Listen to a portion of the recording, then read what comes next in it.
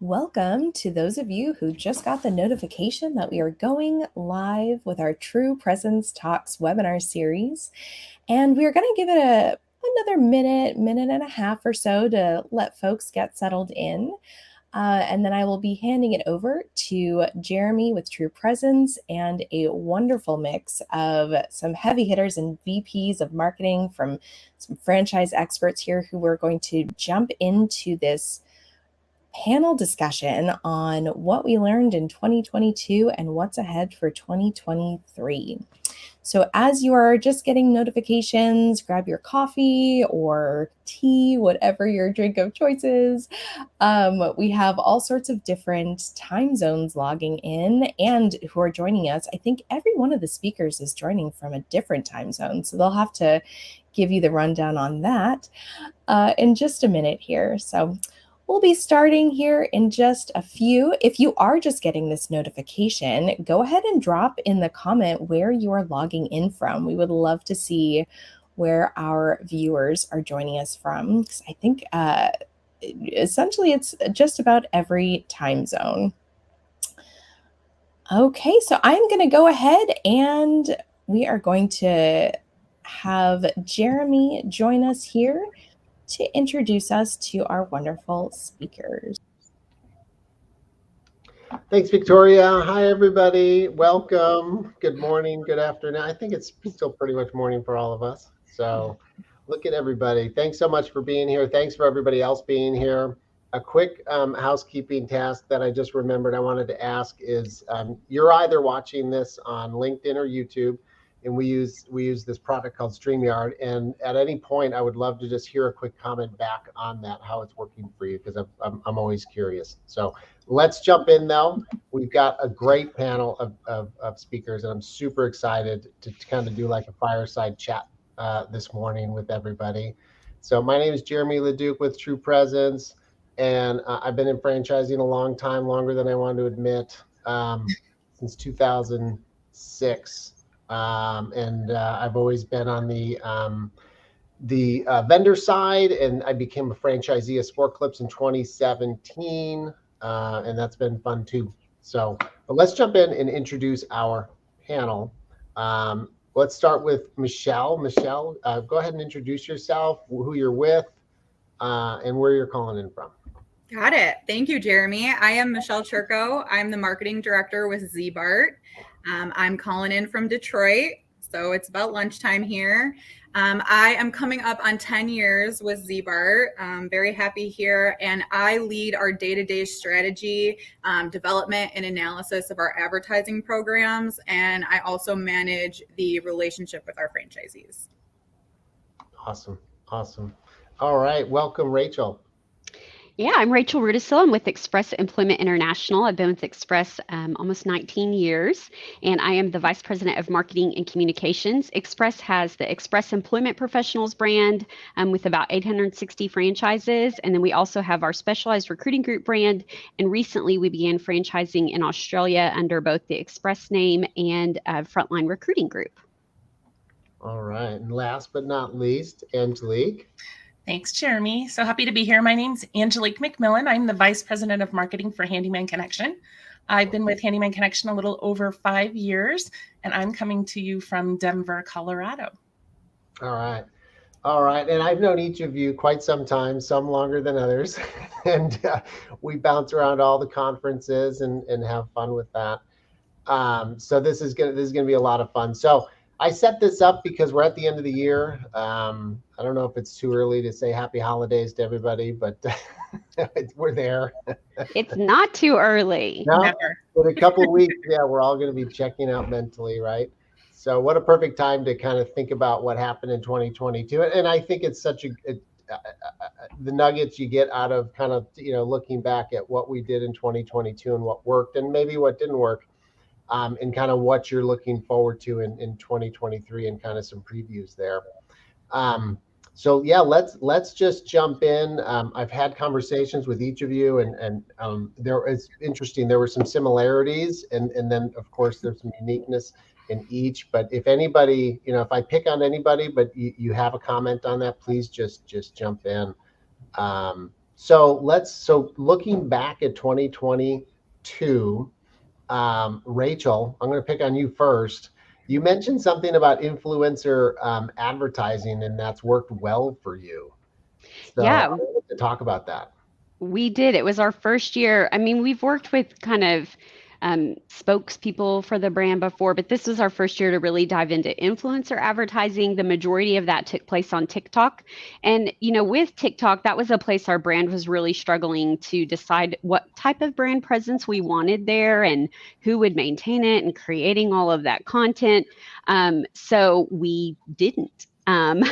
We took a pass at that and instead hired people who are already there doing it and doing it really well and have huge followings. We saw TikTok as a place where even if we started creating content, we'd still have to get that following built up. And it was just really more than we wanted to take on. So it's gone really well working with influencers, specifically in the career industry.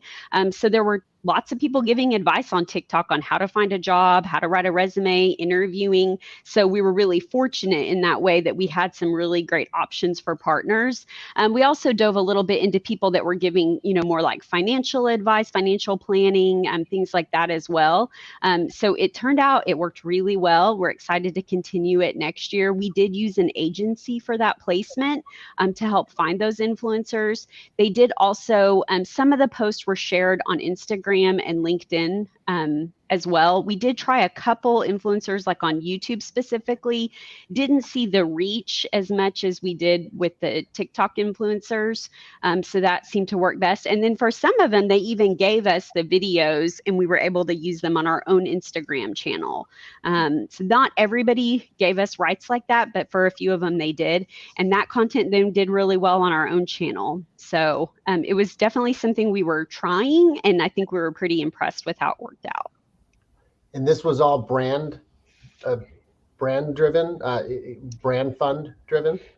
Yes, we did pay for it out of our ad fund. And, the influencers, you create kind of like a brief of what you want to communicate, but then they come up with the content. So some of them really emphasized our app, our Express Jobs app, and they created great content. Like they'd pull the app up, they'd search for a job, they'd apply for the job. So, I think in marketing, creating content is, a whole nother, like you're like, okay, we can place the ad, but we got to make the content. This worked out really well because they make the content themselves.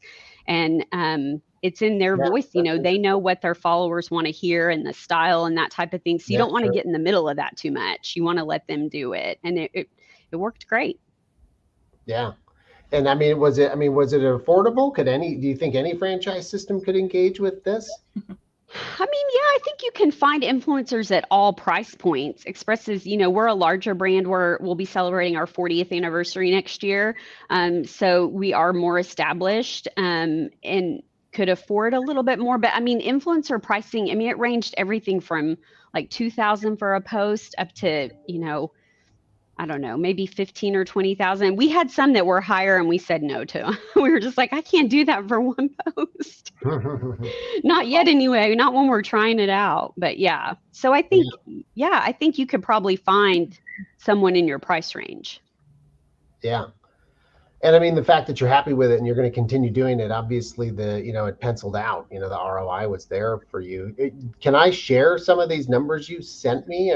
There's just some pretty big numbers like LinkedIn impressions.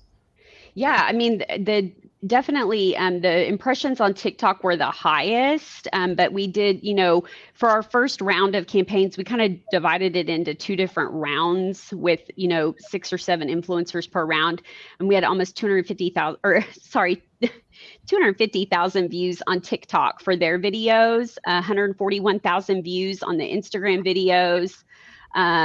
LinkedIn, around 66,000 views for the LinkedIn videos, but that was the first round. When we went to the second round, we kind of worked it out a little bit more. We got close to 400,000 views on TikTok, and then we had great engagement. So in that, over 200 comments, 700 shares. So, it went really well. Yeah. I know Sport Clips tried to do they did a micro influencer, they called it. And it was more of a program to go down to the franchisees to say, here's how you could engage micro influencers in your local community. And there was some success there. That was interesting. Very, very different approach. So yeah, that was neat. That really stood out. That was interesting. I know a lot of companies think about that a lot, is how can I engage an influencer? So awesome. Angelique, you had some success. I know last year, but I mean, was it also previous years? You've won several awards on your Master Craftsman campaign. Talk to me about that.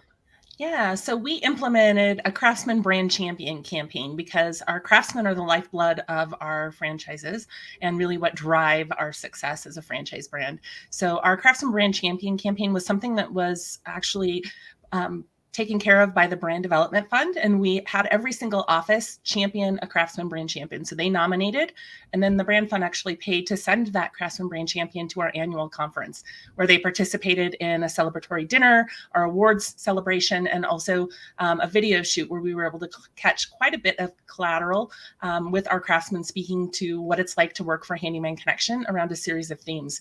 So it was really great for us because labor restraint has been our biggest restrainer for the longest time. I think it will always continue to be a big restrainer for us. But this campaign actually championed and got behind our retention. We really look to work towards retaining our craftsmen, and it allowed the offices to present this opportunity for them to have some healthy competition with some of their peers to kind of vie out for their Craftsman Brand Champion position. So we treated them like royalty. They were treated to all of our conference events. They could attend sessions. They were filmed and featured in a lot of our short form videos for craftsman recruiting. So it was kind of exciting for them. They said they felt a little bit like celebrities, which was fantastic. And I think looking at this year, we continued the campaign this year. We're also seeing that we have some repeat winners of last year, and it meant that much to them. But when we look at a retention perspective, it actually helped us with retention. We had a 90% retention on the craftsmen that attended and were nominated as a Craftsman Brand Champion, which was huge for us. So we had 17 that were nominated last year and about 15 that attended conference, and we're hoping to increase that number by 20-30% this year and continue with the momentum of that program. That's awesome. And I mean, just kind of translating that to kind of consumer marketing, your consumers, there's got to be a direct line between having happy craftsmen and also having happy customers. Yeah, I mean, for us, like I said, craftsmen are our lifeblood. Without craftsmen, we can't service our customers. So having happy craftsmen that know how to do the work and know the brand experience model that we're looking to portray to our customers really helps from a customer engagement and a repeat perspective. So it's been fantastic on the consumer side, and it's been really great for the local owners to have this retention and recruiting play to get new craftsmen to come in, knowing that there'll be some level of competition. A lot of them do prizes along the way, trying to further gain engagement with their craftsmen and keeping the momentum for this program. So it's really been an awesome program for us, and we're really pleased with the initial performance, and then looking forward to another successful year of it this year. That's awesome. So on that note, has anybody else run into, staffing issues, and did it become, at a corporate level, did it become clear that, hey, we actually need marketing, and we need to focus more marketing on hiring, helping our franchisees hire staff? Because to me, that wasn't as big a deal until, post-COVID, and we ran into an employee, a shortage. And I know at Sport Clips, that's a big deal. A lot of effort has now gone into just marketing, to help hire staff. Is that happening with anybody else? Yeah, we definitely went through that, especially in the locations, getting texts and things like that. It seemed like we were constantly hearing from our franchisees, like, we can't keep interviews, we can't get people in here. And, there are restrictions from what we can do to help with this kind of thing. But it was almost like we had to pivot, and how can we help them as best we can? And, trying to get them set up to run digital ads and directing them to the right platforms and giving them as much as we could to help them get those people in. And we kind of saw, them coming to us and saying this labor issue and getting people in is tough. We kind of saw it decrease a little. While it's still there. It was the first time that we really had to sit down and be like, what can we do for the franchisees from this standpoint? Because it is such an issue. Yeah, I would say I agree with you, Michelle. We were kind of in the same boat. We actually hired a recruiting manager this year to help, just kind of guide our franchisees as to where they should be spending money, helping them with the content of their ads and really, the placement of their ads, as well as from a marketing perspective, those videos that we were able to acquire really helped us kind of help our franchisees. But I'll say from a brand development perspective, this is the first year that we saw a significant increase in our craftsman marketing efforts. And it's now a separate line item on our marketing plan and budgeting for 2023. So it's definitely a huge focus for us and an area where we take very seriously and helping provide support to our franchisees as much as possible within the restrictions, as Michelle mentioned. Yeah, yeah, definitely. Yeah. Obviously, being in the employment industry, we've been training for this for years. This is what we do. But it was a challenge in keeping their staff motivated because their jobs just got so much harder, right? Like that's all they did was recruiting. But so they kind of knew the formula, like what to say, where to advertise, what to expect, job boards to use, processes, but they just saw their normal great performance not return the same results that it used to. So you have to really focus on keeping their morale up, keeping their spirits up. So it wasn't as much that we were faced with training them what to do. It was like, you're going to have to do it twice as much now to get the results you used to see. So a lot of, contests, incentives, things like that to keep them motivated. Yeah. Well, I mean, to me, what a silver lining though. I mean, it's been tough, right? I mean, this has not been easy, but what a silver lining for franchisors and franchisees to have to come closer together, under a major challenge and, get closer on that front and figure that out. That's been, I think that's, made a lot of companies a lot stronger. So Michelle, I know you have been working a lot on SEO, and that's of course should be common for everybody. The cornerstone is just making sure you're showing up locally, organically is still really important, and Google continues to not make that easy. But there was something that stood out when we were chatting, and you said, I'm looking forward to SEO helping create better overall digital, performance in other programs as well. And I was wondering if you could talk on that. Yeah. With SEO and having an initiative and bringing on a partner to help us with that, we haven't had that in place in so long. And now to be able to finally get somebody in place, get a partner with us, that's great. And we're finally going to dive in and really make sure the keywords and the consistency, and are we, using the right terminology and all of that stuff. I just think that we're going to learn so much from an SEO standpoint as far as what's working from a keyword standpoint, or, what traffic is bringing them to the sites and things like that, that it's only going to trickle out into all of our digital, tactics, all of our pay-per-click keywords and what the search terms are and things like that. It's all really going to play together. So, we started this initiative towards the end of this year. And so it's early on, but it's already doing so great. And so, yeah, that was a big highlight for me for 2023, because I knew, it's one thing, but it's going to impact so much of what we do that it's going to be so beneficial for the brand and the local stores. Yeah, no, those are good points, right? I mean, I'm not sure anything bad comes from, SEO. Right? No. So that's true. Diving deep in, all of these coalesce, right? Even if you said we just took a deep dive into advertising, the same thing, the efforts there can translate to everything else. It's really about that understanding, what drives your local presence and what are the keywords, and then how do we use that out? That kind of brings us back to content.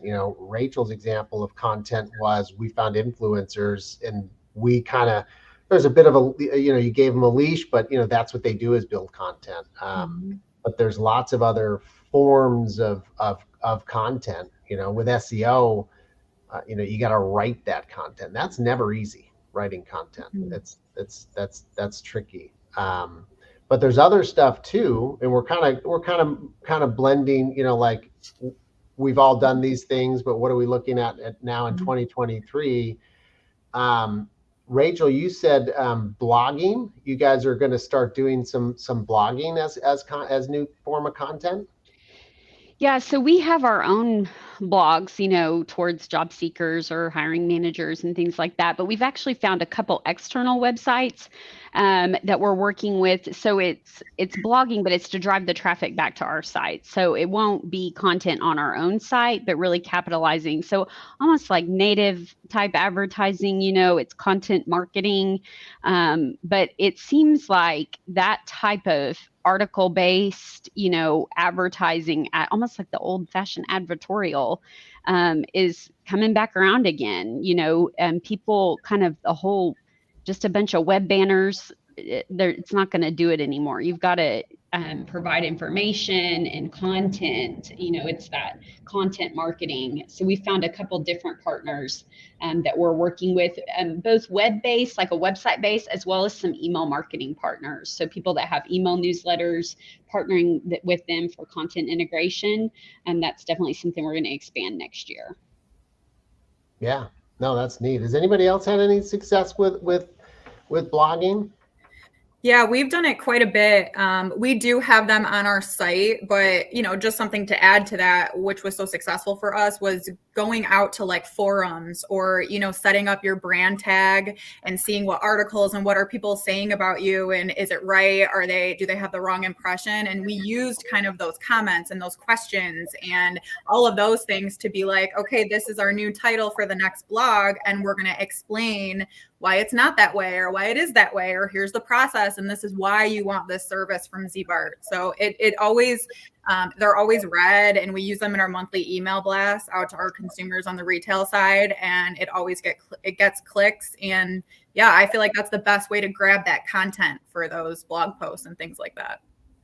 Oh, I agree with you guys. We implemented them into our monthly e-newsletter, and we saw a lot more engagement on the news articles, as well as the forum side, and tying them back and linking those back and forth to the site. That's been really successful for us, and getting those ties to get more hits on those additional sites or those forums that you mentioned, Michelle, as well.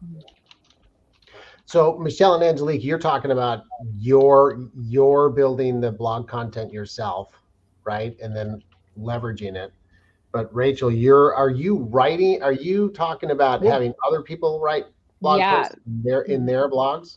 We do both. So we have our own blogs, but this, kind of what we're doing that will be different for 2023. One of them is a website that helps people with careers, so that they will write it. We'll get to approve it. Another partner that we work with is more more from the client side of us, like hiring managers and things like that. So with them, they'll help with the content, but basically we write articles and then they feature them on their website. So in that one, we are writing it, and they kind of just really edit it so that it's appropriate brand wise to their site.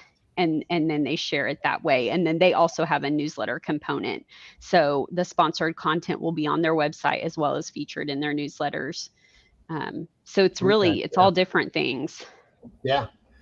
Okay. I have to tell a quick story here. We were working with a customer this year, and we happened to move their websites over, but not their blog. Just technically, the blog was somewhere else.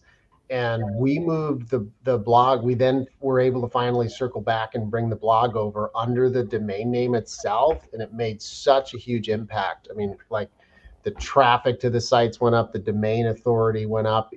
It was fantastic. So I don't know if you guys know if your blog yourselves is actually on your corporate domain or not, but if it's not, we all know technically sometimes things happen. You started the blog after the website and it's over somewhere else. It's under like a subdomain or something like that. But that was a huge win this year with one of our customers, was bringing that blog. And it's a big technical,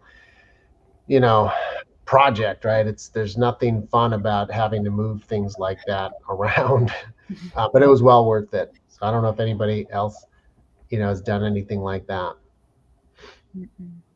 Our blogs are not on our website, and we are trying to move them. And you're right, it is not easy. Yeah. But they're out there on their own sites for a reason. Yeah, we Well, like the Michelle- SEO juice we get from them. So we have ours integrated into our websites. Yeah. I'm jealous. Well, we're under the SEO banner, and this is actually a perfect example of having to reach out to IT. Michelle, you mentioned that your SEO efforts have actually really helped that. Talk to me about that. Yeah, so I feel like I can say, on this live webinar that we're doing, that it can oftentimes be difficult to work with IT, and that is not a fault to either side. It's like a different language. We're doing marketing speak, and then there's IT speak, and sometimes it can be really hard to understand both goals and things like that. So we onboarded SEO, as I said, at the later half of this year, and right out of the gate, we had to loop in IT because it involves the website and it involves back-end stuff and coding and things like that. And right out of the jump, they were brought in, and it truly has helped our relationship working together, because when you bring them in from the jump, they're understanding the main goals of why you're doing this and what it means for the franchisees, what it means for them. And, versus when you bring them in after, 5 or 10 meetings, and then you're like, okay, try to catch them up, and then we're doing this, and oh, by the way, or just an email sending off what you're doing. It was so nice to loop them in, and it is time, and you have to understand, you're taking their time, but I think they were appreciative of it too, because now anytime I can run over there, we'll talk about SEO, they're already in the loop. And it honestly has trickled into other things that we've done recently, just internal little things here and there that, our connection with IT has been great.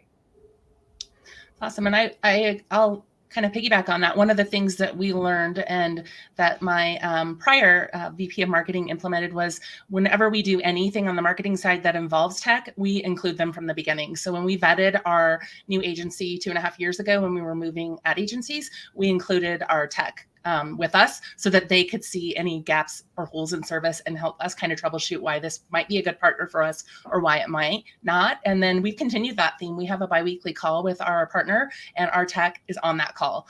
He doesn't always chime in or have things to add, but he's there and listening to what we're looking to accomplish and can chime in with the tech side of things as well. And it definitely has sped things up from a marketing perspective. We've been able to implement things much faster, and it's increased the relationship, with marketing and tech for sure. Yeah. Yeah, it takes that team. It's funny, in this conversation, we've identified, different aspects of the team, right? You've got content and tech, and we have a tool, that can analyze a website, and talk about all the different attributes of the site. And Michelle, we've talked about it. It's some of those things are going to be content related, like you're going after the wrong keywords, but some are really technical, the DMARC and IP resolution. I mean, it gets really technical, and that's really not marketing. It's the website. Marketing probably owns the website. Yeah. But these things get really technical. I think the big question is how did you actually get your tech folks to that first meeting? How does that actually happen? Well, for me personally, the funny part is anytime it was like, okay, we're going to bring on something, it's going to be impacting the website, the word was like, woo, woo, like, what do you mean? Like, what are you doing? Yeah. What are you putting on there? So kind of that initial mention of website sparked it. And they're like, okay, let's get there. Let's see what's going on. And then the rest is history. We've actually gone to a standing call once a week for 30 minutes. And there's a couple IT people in there that I used to have to do quite a lot to get a meeting with them. And now I'm like, I get to talk to you every week. So that's been really nice. And sometimes we don't need it, right? Like sometimes we can cancel it, but we just have it. It just got where that was easier to just save that 30 minutes every week to connect, because there is so much interdependency between the two teams. And I think you're right. A lot of times in that as well, our IT team uses like a ticketing system. And so sometimes they'll say, well, did you put a ticket in for that? And sometimes we haven't yet, so it's kind of nice. We're even telling them like, this ticket is coming, and it just makes it a little easier, and you build that relationship. Plus just having that consistent time, I think with the whole world of remote work and all of that, some of that camaraderie, you can lose it. So you feel weird just calling someone to say, how was your Thanksgiving? Like you're not, but that would happen naturally, right? At the coffee pot or something. And so I think some of those standing meetings replace that water cooler relationship building time, which is important. Yeah, I would agree with that. We've consciously done the same, Rachel, where we have this standing meeting with IT, and actually, I think mid-year this year, we kind of opened it up. And so we meet bi-weekly as a marketing team, but also in that meeting is IT and also sales and operations, because, you can work so closely with all of those teams. And so now they all join this bi-weekly meeting, and it kind of keeps everybody aligned. And do they, can they always make it? No, but it is the standing spot between these three departments who often, work hand in hand, that allows us to check in and follow up and answer questions and understand more. Agree. We do that, and we also include our Fran Dev team. So we get the head of each of the departments in, so that we can talk real talk about what's happening and how we can kind of marry it all up to match what we're trying to accomplish as a brand. Yeah. So speaking of the Fran Dev, I feel like we've been on the consumer side for sure. Any major hits over this past year of major wins, from on the Fran Dev side as it relates to marketing? For us, I can share one. We've actually integrated text and AI into our lead cadence follow-up, and that has been fantastic for us. It has freed up bandwidth from some of our Fran Dev team into the number of times that they're qualifying and having to pre-qualify those leads. So we're to the point now where they've already gone through a 2-tier pre-qualification process before they come into our Fran Dev CRM. And it allows them to know that they have already a booked appointment and someone that it meets all the pre-qualification. And it allows them to have that instant gratification of they submit a lead and instantly they're getting a text following up with the questions that normally our Fran Dev team would have to call and have that conversation. So it just eliminates a step for us and allows them to focus on the more qualified candidates. It means less leads, actual leads coming into our CRM, but it means more qualified leads. And our Fran Dev guys will take that any day. Yeah. We have a similar to, as a franchisee, candidates, stylists, hairstylists go through a chat bot, an AI-driven chat bot, and they're asked a series of questions like, do you have a license in the state that you're in this state? Basic stuff, but it's very helpful, right? From a recruit, from recruiting stylists, that they've been asked these questions. And it's interesting that in your case, prospective franchisees, these are sophisticated people. They know they're interfacing with a robot, and they do it, right? So that's been pretty nice to see the adoption. It's definitely working, and people realize that, they're actually also helping the process just move along. So I agree. I like that. Yeah, I think for us, it was more of like they're engaged now, so much so that they submitted the request. Like, why not keep them engaged and get them to where we actually actively have them book that first call, rather than having our Fran Dev team have to, reach out multiple times. They're telling us, we've opened up a Calendly link, so they're able to book directly with our Fran Dev guys. So it's been really successful for us, and we're starting to make some good traction. It was primarily with only our vendor generated leads that were more organic, but we're now going to start doing it across the board with all leads. Yeah, I love it. Well, we were talking about IT and marketing, and Google does not make it easy for us, right? And Google basically forces us to have to bring, IT in.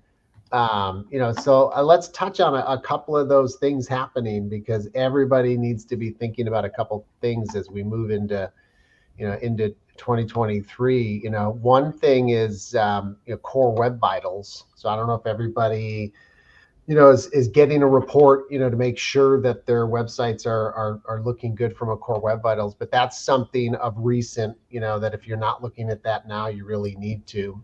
And that, again, I mean, that takes, sometimes, Core Web Vitals is these three things, strange phrases, right? Largest contentful paint, who comes up with these names? First input delay. IT I mean, people. yeah. but a lot of it's you're gonna have to take it back to the IT person, right? It's this the speed of the site. Google's telling me that's not fast enough. I mean, as a marketer, you're not going to solve that, right? So Core Web Vitals, is anybody looking at Core Web Vitals and making sure that they're rolling that into their analytics and making sure they're looking good on Core Web Vitals? So that's a big one. Yep. And then does everybody have the Google Analytics 4 code on the website? Does anybody have? You got to have GA4 on the website. Our vendor implemented it earlier this year. We're still obviously leveraging traditional GA and then GA4. So it's been interesting because I'll pop in there and it's so different. But there's a lot of really cool stuff in there. So I think I'm going to need a training, as I'm sure all marketers will, because it is so different in what you're tracking and how it's set up. But I'm really excited for, the granular level that we can get to from a conversion tracking perspective. That I think that's the whole key right there. Well, a shameless plug. I was just on a call yesterday with an expert, like outright expert in GA4, and I'm going to do a webinar with that gentleman, like either January or February. So we'll look for that. Yeah, because we're all going to need it. So Google Analytics Universal right now is what we're all running on our websites, and I think that is set to expire. And I think it's June or July of this coming year, so at a minimum, everybody needs to get the GA4 code, which is, different JavaScript onto the website. But Angelique, I think that's the key. And that's what this gentleman was telling me yesterday. It's like, look, an analytics package is an analytics package. You're going to log in and you're going to understand it. But what companies need to understand is two things: is what is their strategy to move over to it? Yep. Right? Because you have analytics that are running now and you have all kind of formulas and reports that rely on that. Do you have a migration path of how you're going to produce those same reports with GA4? All kinds of things are going to break. I mean, I know even us internally, we have reports where, we'll use something like a Zapier to connect to Google Analytics, pull some data in, maybe enrich it with something, and then generate a report. But that's going to break. So there's a migration path. But to your point a minute ago, the other strategy is how are you actually going to use GA4? It's totally different. Yep. And I know everybody keeps hearing that it's totally different. It's totally different, And I think that the key to that is everything's going to be an event in GA4, Yep. Yeah. right? Yep. So the tracking, like you said, is going to be much more granular. So I think it really is going to take some brainstorming sessions to kind of like step back and say, how am I? And I think a lot, literally over the next January through April, May, I think there's going to be a ton coming out, not only in general, but in the franchise space specifically of here's, as a franchise, here are some tips and tricks about how you can adopt GA4 and here are some new things you can do with it. So I think event-driven Google Analytics is like a marketer's dream, but a tech nightmare because it has to be set up on an individual basis. So, that's why we leverage our partners to do that and not our tech stack. But, that I'm really excited for it once we really dive in. Yeah. And hopefully there's one thing Google does is they do put a date out there and then they push it out. So that's pretty common. As we know, with the recent date push. Most likely, who knows, we might be looking at the end of 2020. Yeah.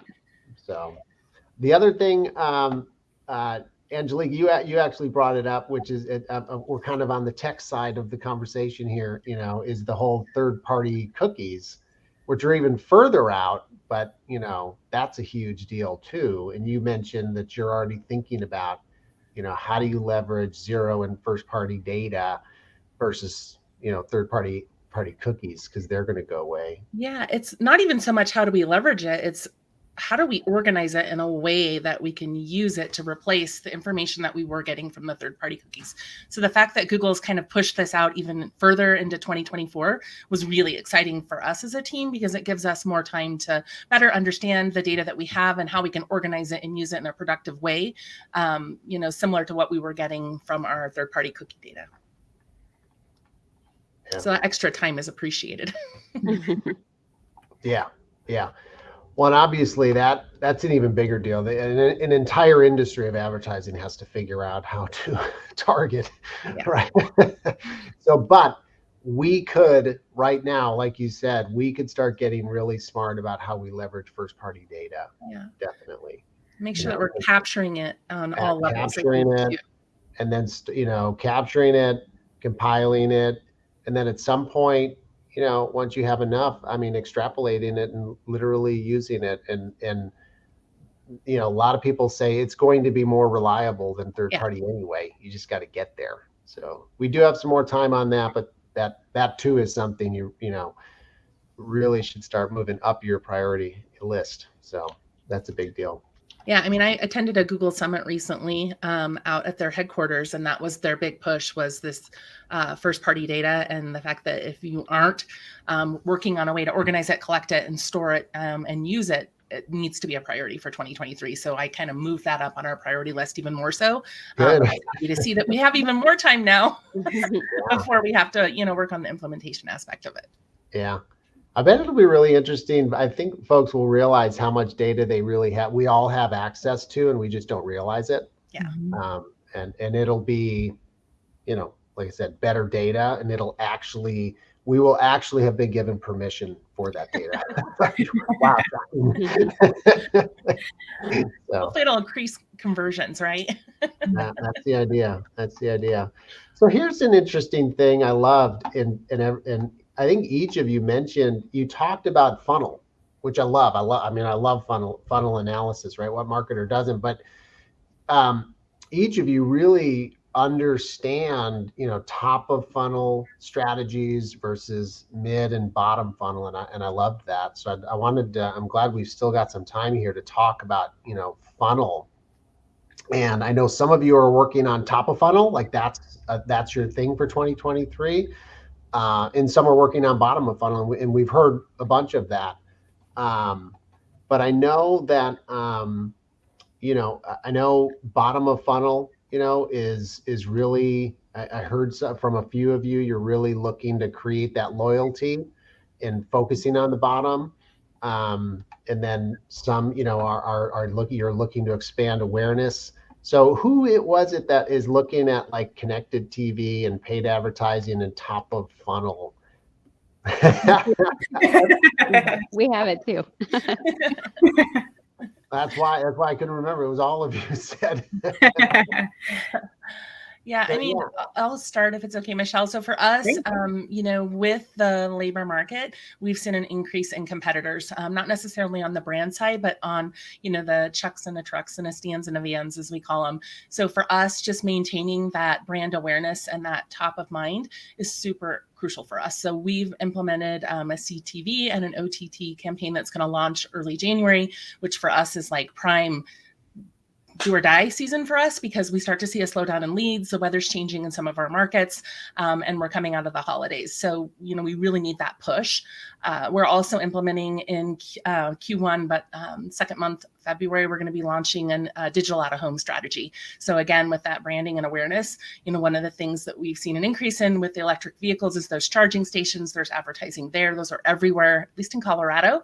And when I was visiting on the East Coast, I saw them everywhere as well. Also the gas pumps. It's idle time for us, as we know we're not supposed to have our cell phones out during that time. So it's an additional opportunity for us to capture attention and to dial in in, to more of a local community sense on the marketing piece. So I'm excited from a marketer perspective because it's marketing and advertising that my franchisees are going to be able to see, and they're going to feel the impact, and they're also going to be able to see it because a lot of times, we manage these big BDF funds and they're like, where are you spending our money? Like, I don't see this retargeting. I don't see all this remarketing. I don't see the Google ads, so it'll be nice because they'll be in their local community and seeing this advertising that's helping support their local efforts. Mm-hmm. Yeah, from our side, that upper funnel is so important for your brand awareness. And so one thing for us was, if we're going to keep to push this brand awareness, we are a legacy brand. We're in our 64th year. So it's so important for us to continue as generations change, to continue to push that brand awareness. And what's so important for it is consistency. And so our business is very seasonal, and we developed these seasonal campaigns that were based around our customer research that we had done earlier this year to kind of understand who our customers are, what are their interests, what are they looking for, what are their pain points, what do we as the brand want them to feel. And with these creative briefs and, that customer research, we start creative development internally. We have a nice creative team of video and graphics. And so we kind of start this creative development, and that messaging that we create with this brief, we've pushed out to all those upper funnel tactics. So Facebook ads and,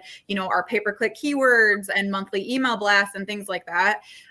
We've pushed it all out to those channels, which then in turn, we've also made templates and things for the franchisees. So then I go back to that consistency, where as what you put out from corporate, it's easy to make it consistent because you're making it. But then when you have to rely on your franchisees to, carry on that message, these seasonal campaigns allowed us to give them, templates, or we can do, take that national stuff and localize it for their local markets. And we got more participation in them running stuff, more need for the video assets and imagery assets. And so then everything they were putting out, digital or otherwise, was all matching these seasonal campaigns. So it was important to do that because brand awareness is obviously the upfront. So I'm excited to continue to do that next year and see where it takes us. Fantastic. Yeah, I think what Angelique, you were saying about the franchisees not seeing your ads. Sometimes you're advertising, you're like, well, you're not our customer, right? Yeah. But what has been nice with the OTT is the reporting. Like, I can literally send them, because we do a radius around their offices for targeting. And so, when they ask for it, I can give them a report and say, this is what ran, literally streamed in your market. These were the stations or the devices, that were used, the type of content it was featured in. It just makes it more real for them. And sometimes with a lot of national advertising, it feels like this really big thing. And it doesn't, feel like in their market. Another thing that we do is more on the traditional media side with live local traffic and weather updates for radio. But again, they really like it because it feels very local, right? So we're buying it nationwide through the different providers, but you can give them a station list for their market if they want it, but it feels really local, right? So, and that's, you get a lot more volume with that traditional media, and then, more targeted with the streaming. Absolutely. I will admit, if I'm on Pandora or Spotify and I hear a Sport Clips ad, yes, it makes me feel good as a Sport Clips franchisee. So on that note, I have to ask, what do you ask for the franchisees? What's the local marketing playbook for a franchisee, right? What do you ask them to do? We don't have an ad requirement. Our brand has never really gone that direction, but we do provide an annual marketing guide with quarterly activities for sales and recruiting. So we kind of divide our business into the sell and service of our client companies that we support, and then the recruiting and retention of our temporary and contract workforce. So That just went out this week, their annual guide for next year. And we always tell them, we don't expect you to do everything in the guide. Like, you probably shouldn't. You need to customize it for your market and what you're targeting. So while Express does staff in all industries, and we do light industrial, skilled trades, professional, and office services, not every office has a book of business in all 4 of those industries. So our marketing guide is divided by those 4 industries. And so we tell them to implement, the things that make sense for what they're trying to grow and maintain in their business.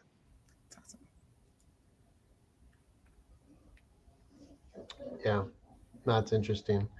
Do you got Michelle and Angelique? Do you guys have playbooks for franchisees, or are they out there, doing any grassroots things like that? Yeah, community-based marketing is huge for us, and networking in general, getting out there and being a local presence in their community. We do operate on a smaller set of sub-zip codes and zip codes for our turfs, specifically because of our marketing model of, market penetration. We want to dive deep into those turfs rather than, spreading our marketing dollars too thin throughout the turf and not getting, the visibility you need or the consistency you need from, the number of eyeballs that are seeing you on a repetitive basis. So we are in the process of finalizing a marketing playbook for our franchisees. There's a couple different factors that play into it. Some of it is the newness of the franchisee, the length of business that length of time they've been in business also comes into play with the amount of marketing spend. We do actually have a minimum spend requirement for our franchisees, but it is tiered based on the size of the business. So obviously, a $3 million business isn't going to spend 10% in advertising, whereas a smaller business, it's a little bit easier for them to budget in a 10% marketing spend. Yeah, we're working on a playbook as well. It's something we're excited about for next year. But I think the biggest thing that we encourage the franchisees is, they're the only ones that can do that local feel and really make it feel like they're in that market. And so while we handle a lot of programs and tactics for them, as a larger umbrella, their Google My Business and pay-per-click and things like that, we really push them towards the super hyper local stuff, like you said, Angelique, like events, or we always push them towards the chamber, or, getting on Facebook, doing befores and afters, becoming a face in your community, going to other local businesses that are in your area and seeing how you can work together with things like that. It's kind of that stuff that you can't do, from over here at the corporate office or from your place. It's that you have to truly be in that market. And, that's where they have to do that portion. Yeah, and it's hard because not every owner is set out to do that or has the personality to put themselves out there and have those conversations. Mm-hmm. So there's some coaching that goes into that as well. For some it comes natural, and for others they're like, yeah, no, I want to be behind the scenes working with my team. I don't want to be out there in the community. And like, unfortunately, you do have to do a dual role. So it's nice if they can hire someone in their office that, has a little bit more of that personality side, whether it's a, sales advisor or, maybe a really solid office manager that can help support them on the grassroots marketing. But it's crucial to the success of our local markets for sure.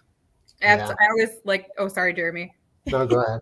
I always like to share this quick story about being, locally involved. We had a franchisee that was so involved with her community and Rotary clubs and chambers and hosting events and things like that, that she ended up putting her face on one of her billboards. And while you might say, it worked because she became kind of like a little local market celebrity. And she said she would go to the grocery store and people would say, oh, hey, you're from Z-Bar. And so it's that local presence that none of us could have done that. They're not going to put my face on the billboard. So I love that it really shows why it's so important. Yeah. Yeah, no, I love that. And we all know, it's tough. It's tough to run a business and market a business locally at the same time, but there's no question, there's no replacing that. We've found some interesting ways just locally.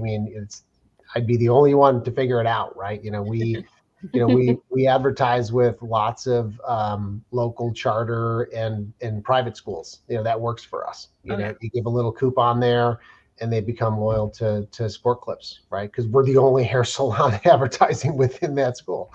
Yeah. And those are just little finds, but yeah, I love that. And all of that. These are great.